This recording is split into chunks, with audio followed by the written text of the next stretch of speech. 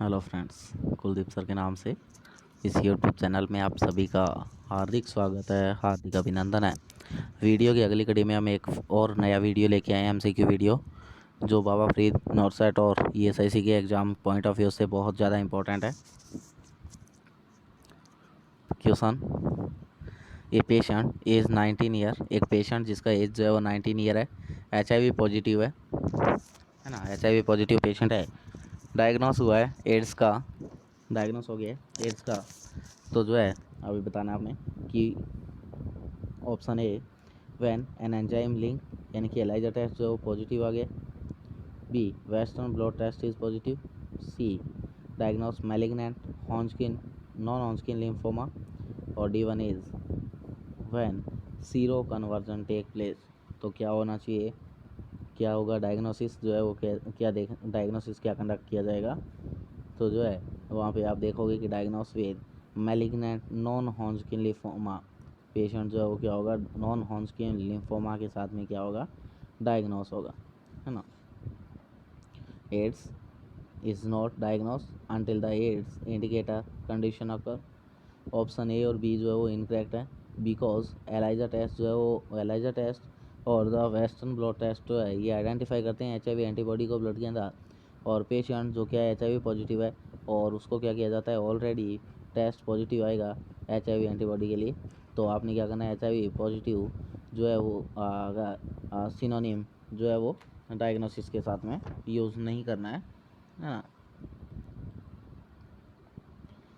Next question है patient as 60, एक patient जिसका एज जो है वो 60 ईयर है, एडमिट हुआ है हॉस्पिटल के अंदर डायग्नोस के साथ में, डायग्नोसिस ऑफ न्यूमोनिया के डायग्नोसिस के साथ में हॉस्पिटल में एडमिट हुआ है।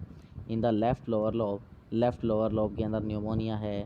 इज आर्टीरियल ब्लड गैस, उसका ABG लेवल जो है आर्टीरियल ब्लड गैस लेवल जो है वो PH 7.35 है, PaO2 60 mmHg है, PCO2 40 mmHg है, और जो है उसका बाइकार्बोनेट जो है वो कितना है 34 मिली किलोन पर लीटर है।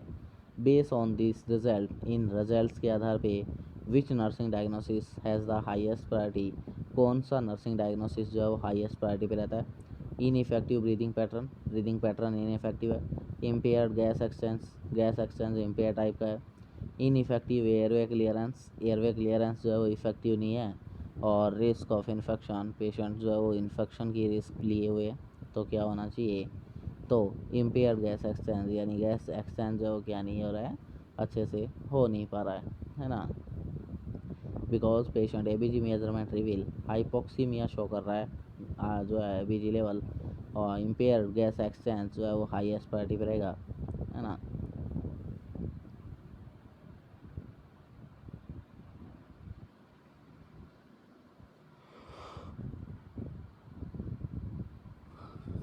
एक पेशेंट जिसका एज है ना 6, medical attention for low grade afternoon fever, एक पेशेंट जो क्या है 54 ईयर का है, क्या है मेडिकल अटेंशन के लिए जो है लो ग्रेड आफ्टरनून फीवर के साथ में नाइट स्वेट हो रहा है, लॉस ऑफ एपेटाइट हो रहा है, प्रोडक्टिव कफ हो रहा है पेशेंट को लगा था। Practitioner suspect pulmonary tuberculosis, practitioner suspect कर रहा है कि उसको क्या हो रहा है ट्यूबरकुलोसिस हो रहा है।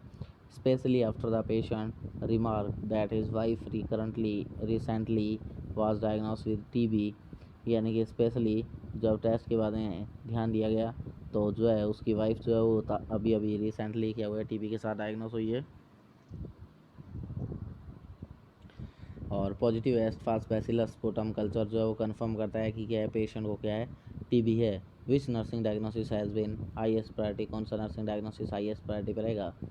Deficient knowledge related to spread of infection कैसे फैलता है इसके बारे में नॉलेज नहीं है। इम्बैलेंस न्यूट्रिशन इम्बैलेंस टाइप का है।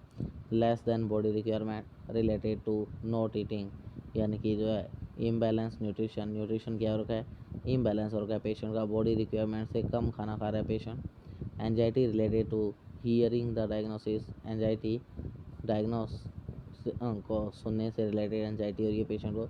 और risk for injury related to infection से रिलेटेड क्या है पेशेंट को इंजरी है। तो क्या होगा, यानी कि पेशेंट को नॉलेज नहीं था कि डिजीज़ कैसे फैलती है, डेफिसिट ऑफ नॉलेज और रखा था, है ना। तो because the patient is not acute distress, यानी कि हाईएस्ट प्रायोरिटी जो है नर्सिंग डायग्नोसिस का वो deficit knowledge related spread infection रहेगा।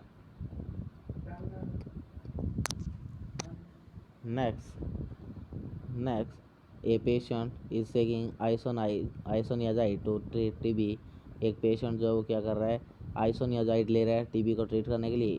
कौन सा नर्सिंग इंस्ट्रक्शन है जो नीचे दिया गया है, विच instruction should the nurse give him about this drug. इस ड्रग के बारे में नर्सिंग कौन सा इंस्ट्रक्शन दिया जाएगा। Drinking alcohol daily can cause drug induce hepatitis. अगर डेली जो है क्या किया जाएगा, अल्कोहल लिया जाएगा तो वो क्या कर देगी, ड्रग इंड्यूस हेपेटाइटिस कर देगी। Taking isoniazid with aluminium hydroxide minimize GI upset. Isoniazid लेना किसके साथ में, एल्यूमिनियम हाइड्रोक्साइड के साथ में सॉरी मिनिमाइज करता है जीआई अपसेट को। Isoniazid is best absorbed when taken on an empty stomach. Isoniazid जो है बेस्ट अब्जॉर्ब होती है कब ली जाए, जब एम्प्टी स्टमक लिया जाए।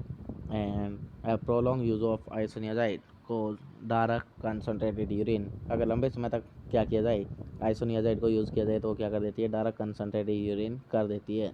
तो राइट आंसर क्या होना चाहिए, तो राइट आंसर इज ए, यानी कि drinking alcohol daily can cause drug induced hepatitis. अगर पेशेंट डेली क्या ले रहा है, अल्कोहल ले रहा है, तो वहाँ पे क्या हो सकता है, ड्रग इंड्यूस्ड हेपेटाइटिस हो सकता है ना। आइसोनियाजाइड थेरेपी अगर जो लगातार पेशेंट ड्रिंक कर रहा है तो क्या कर सकती है, ड्रग रिलेटेड हेपेटाइटिस कॉज कर सकती है। ऑप्शन बी जो है वो इनकरेक्ट है, क्यों, क्योंकि because patient should avoid avoid concomitant use of aluminum containing antacid with isoniazid because they impair isoniazid absorption। यानी कि जो भी एल्यूमिनियम कंटेनिंग एंटासिड है वो क्या करनी होती है, प्रिवेंट करनी होती है जब आइसोनियाजाइड ले रहे होते हैं। क्यों, क्योंकि वो आइसोनियाजाइड के साथ इम्पेयरमेंट करती है। इसके अलावा इनक्रैक जो है सी ऑप्शन जो है वो इनक्रैक क्यों है, क्योंकि because patient should take isoniazid with meal और maximal absorption and to decrease GI upset, है ना।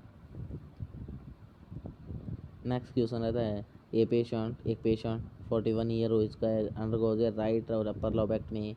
राइट अपर लोबेक्टमी के लिए गया, post operatively he has a chest tube connected to the under water seal with suction. यानी कि patient को post op में क्या कर दिया गया, चेस्ट ट्यूब डाल दी गई under water seal with suction. 1 day after surgery, ये सर्जरी के 1 दिन बाद the nurse detect no bubbling in the suction compartment. यानी कि सक्शन कंपार्टमेंट में कोई बबलिंग नहीं हो रहा है। What would be the best nursing action at this time. इस समय क्या होगा, तो milk the chest tube using slow even stroke,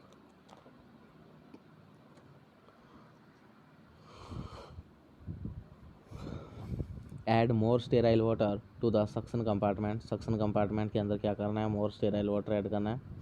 check the practitioner order for amount of suction and increase pressure until gentle bubbling occur। जब तक gentle हल्की हल्की bubbling ना आ जाए तब तक बढ़ाएं प्रिस्क्रिप्शन चेक करके। और check the practitioner order for amount of suction के अमाउंट के लिए प्रैक्टिशनर का ऑर्डर चेक करें।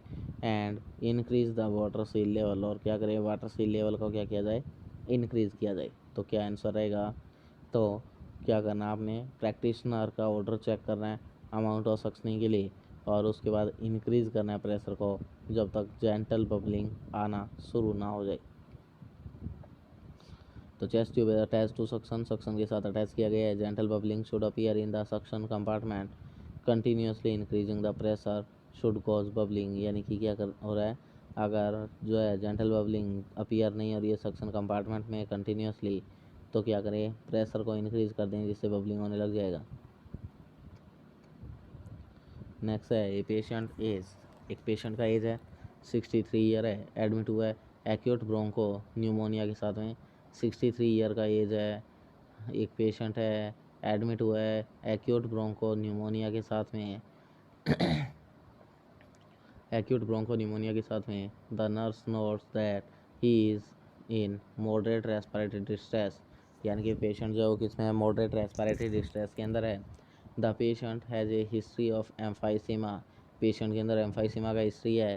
Emphysema type chronic obstructive pulmonary disease COPD emphysema का हिस्ट्री है। Practitioner order strict bed rest, practitioner का ऑर्डर है कि तुम्हें जो है कंप्लीट रूप से क्या करना है, आराम करना है। Which position would help the patient feel most comfortable, कौन सी पोजीशन जो है नीचे दी गई है वो क्या करती है, हेल्प करेगी पेशेंट की फील करने में क्या, मोस्ट कंफर्टेबल। सबसे पहले है semi Fowler position with leg elevated और सेमी फॉलोअर पोजीशन देना है। दूसरा से high Fowler position using the bed side table as an arm rest, क्या कि आपने क्या करना है, हाई फाउलर पोजीशन जो है वो यूज़ करनी है ना, uses at bed side table as an arm rest. तीसरा ऑप्शन है Sims position with an heart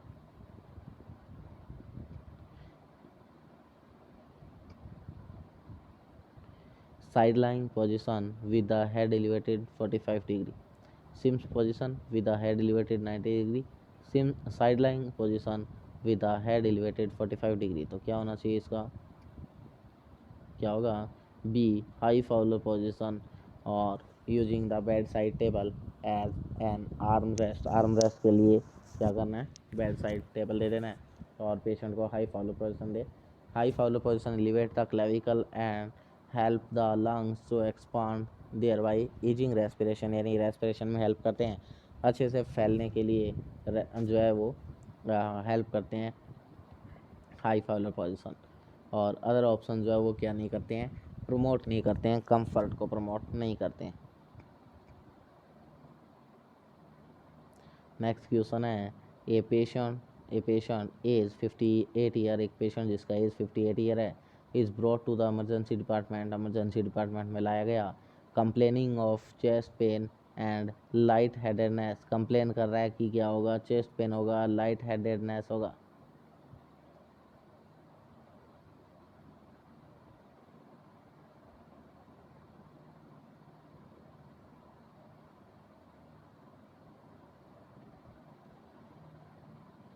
तो कंबाइन, तो क्या होगा, एक पेशेंट है 58 ईयर ओल्ड का एज का, एमरजेंसी डिपार्टमेंट में लाया गया, कंप्लेन कर रहा है चेस्ट पेन की, लाइट हेडेडनेस की।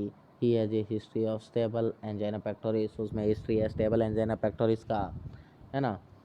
Blood is drawn for analysis and an electrocardiogram is done, blood जो है वो क्या किया गया है, निकाला गया है, किसके लिए, एनालिसिस करने के लिए, ईसीजी करने के लिए। A change in which component of the ECG tracing would alert, नीचे दिए गए में से जो चेंजेस जो देखने मिल रहे हैं वो कौन से कंपोनेंट में, कौन से कंपोनेंट जो उसके अंदर आपको चेंजेस देखने मिलेंगे ईसीजी के अंदर, जब आप ईसीजी निकालोगे, वुड अलर्ट जो अलर्ट कर देंगे the nurse that the patient is having a myocardial infection, कि पेशेंट को क्या है, मायोकार्डियल इन्फेक्शन MI है। तो P wave, R wave, QRS complex and ST segment क्या देख के बताओगे, तो एसटी सेगमेंट को देख के आप बताओगे कि पेशेंट किसके साथ में है, एमआई के साथ में है। तो active ischemic injury to the myocardium, displacement of ST segment को क्या कर देगी, डिस्प्लेसमेंट कर देगी, है ना। Next question, the practitioner order intravenously streptokinase for a patient with an evolving MI, कि द प्रैक्टिशनर ऑर्डर, जो प्रैक्टिशनर ऑर्डर है किसका, IV streptokinase for patient with an evolving MI, patient जिसको क्या हो गया है, MI और क्या है ना, उसके अंदर पेशेंट जो है क्या जो है मोस्ट इम्पॉर्टेंट नर्सिंग असेसमेंट क्या रहेगा, नीचे दिए गए में से assess the patient for cardiac arrhythmia के लिए असेस करें पेशेंट को, assess the patient for sign of bleeding, patient को साइन ऑफ ब्लीडिंग के लिए असेस करें, assess patient for increase chest pain के लिए असेस करें, या द इंक्रीज द